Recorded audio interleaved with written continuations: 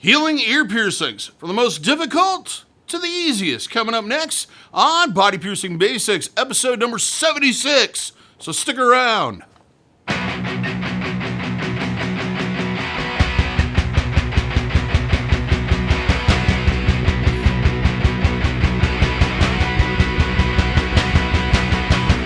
For those that are new to the channel, my name is DaVo. I'm a professional body piercer and have been since 1994. I own and operate the Axiom Body Piercing Studio located here inside Skin Kitchen Tattoo in lovely Des Moines, Iowa. Well, a little bit of drizzle today, but pretty nice overall. So, when I talk to you about these things, I'm talking about a level of expertise that comes with piercing and being in the industry for well over 26 years. Today I thought it'd be interesting to kind of go through some of the more difficult heals to the least difficult. I'm going to probably do a couple of these. We'll cover face next time, and then oral, and then torso, and the two types of genitals. Starting with ears, I'm going to try to name every ear piercing. There's some of these that are kind of the same piercing, and they're just, people name them differently because of where they're located at. So we're going to go through what I feel is the most difficult to the easiest. One thing you should always understand when it comes to these type of videos or information is everybody has different experiences, everybody has different lifestyles, everybody heals differently. Some people are more healthy, some people have a higher tolerance for piercings, some people just plain have the right anatomy. So there's a lot of things that can go into and contribute to whether or not your piercing heals correctly and quickly. It's not just, everybody's not going to have these problems, or everybody's going to not have this problems. We're all unique little flowers. We all have our own experiences. So we're going to start with the most difficult and go down to the least difficult. By far, I think the most difficult ear piercing to heal is the industrial piercing. The Helix to Helix, and probably even more so, the Conch to Conch, or anything that, if you really want to get difficult, then we get into things like snug to trachea, or antitrachea to trachea. Those really, really complicated tries and everything else. Problem is with this is that you're using jewelry that is rigid, and you're trying to keep your ear, which is flexible, in one position at all times. So any pressure that's applied to that ear will cause issues. They are very difficult healing. Sometimes they can take up to a year to heal, if not longer. And during that period of time, you'll go through various different phases of grumpiness. And that's with the perfect anatomy. With the less than perfect anatomy, you're going to have always going to have additional issues, regardless of how well you take care of it or how well the piercing's done. Next, number 2 would be the snug. Snug piercings are located in this mid area of the ear through that thick piece of cartilage that some people have and some people don't. This piercing is just out there like a hand going, touch me, bump me, mess with me. There's not a lot of blood flow in that part of your anatomy, so you do have that against you, plus where it's located at, and plus it's kind of a hinge area of the ear. So that particular piercing does have a tendency to be very grumpy, very difficult to heal, and a long healing period. That moves us on to the number 3, and this one's going to be a cartilage orbit piercing. For those that are not familiar with what an orbit piercing is, an orbit is anything that connects two piercings, like an industrial, but it's done with a ring. Upper ear cartilage does not like to be, tends to have a track record of being kind of grumpy for long periods of time. You add to that this keeping it in this rigid position and not allowing it to shift or move it where it feels like it might be more comfortable, and you're going to have additional healing issues. The thing, why I should probably bring this up, and I would say orbits and the lobe are a little less problematic, and I'll get to that in a bit. But any orbit piercing or any grouping of piercing that's connected with one piece of jewelry is always going to be a much more difficult piercing to heal. Healing them separate, which is a pretty common question that I get on a regular basis, and some piercers swear by it, tends to make the healing easier, but then once you put that one piece of jewelry in there, usually most people will have issues because the piercing has shifted or moved. This will require usually bending or adjusting the jewelry to try to get it to fit. Sometimes it works, sometimes it doesn't. Number 4, antitrachus. Antitrachus is this piece of cartilage at the top of your earlobe. These are prone to rejection, migration, and all hosts of other problems. It does get a lot of contact once again, and this one is prone to just plain issues. It's a very difficult piercing to heal. Lobe orbits. This will be a lobe piercing or 2 lobe piercings held together by one piece of jewelry, usually a ring. These have a tendency to have hot spots on both sides, depending on the thickness of your lobes. They have to be done perfectly, or they're going to cause problems, or a difficult piercing and an advanced piercing to get done. And for that reason, they can be a very difficult heal.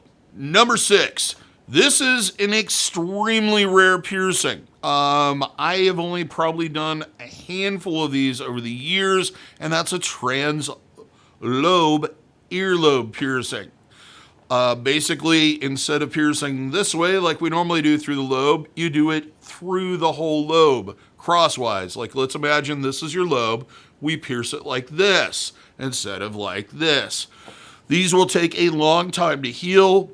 They generally aren't very traumatic normally, but they are prone to rejection. They are prone to problems if they're not done dead center perfectly.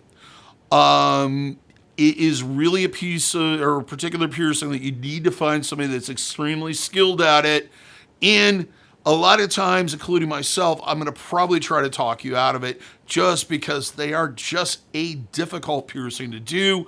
And you really have to have that proper thickness of the lobe to do it. That moves us up to number 7, rook piercings.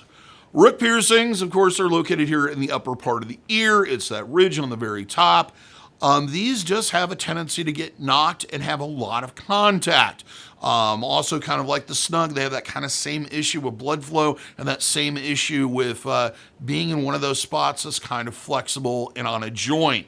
So they are prone to issues. Number 8, the forward helix. Part of the reason why I put this so high on the list, kind of that mid-tier area, is because most people get these done in multiple sets. They usually do 2 to 3, depending on whether or not they have the anatomy for it and their desire to have the piercing. One of the reasons why they are so traumatic is they're on the front of the ear. They get caught in just about everything. They are just part of that part of the ear that gets hit and knocked a lot. The other thing is back in the day when I first started piercing, they used to shave off those little tiny baby hairs that were on your side of your face. Now they don't. So most women have these little tiny frizzy female sideburn thing going on, and it tends to just constantly agitate and get its way into those piercings to get caught and messed with. So they can be a very difficult piercing to heal on certain individuals. They take extra care, and they can be either an easy heal or a complete disaster. There seems to be no middle ground on them. Number 10, helix piercings. Now let's confuse you a little bit. The helix is the actual helix of the ear, meaning this ridge that runs around your upper ear. That is your helix. Upper ear cartilage piercings are an entirely different thing. Helix piercings are usually done vertical to that tissue. So if that ridge hangs out like this, they are done like this. This is an upper ear cartilage piercing. It's not even through your helix, regardless of what type of jewelry they put in it. This is a helix piercing. Understand? Like even on the front where the flap, where the helix, the forward helix is done, they can be done this way so that they lay against that with a ring. Helix piercings, just basically because they tend to be done with barbells and various other things that kind of hang outward away from the ear, are prone to getting caught on things. So it is really one of those piercings you have to isolate a great deal. They can, if they're not done right, they can reject, partly because that tissue tends to be thicker on the top and thinner on the bottom. And during the piercing, they can roll on you. This is one of the reasons why industrial Helix industrials can be kind of traumatic at times. Number 11, upper ear cartilage piercings. That's these that people like to call Helix piercings, even though they're not done through the Helix.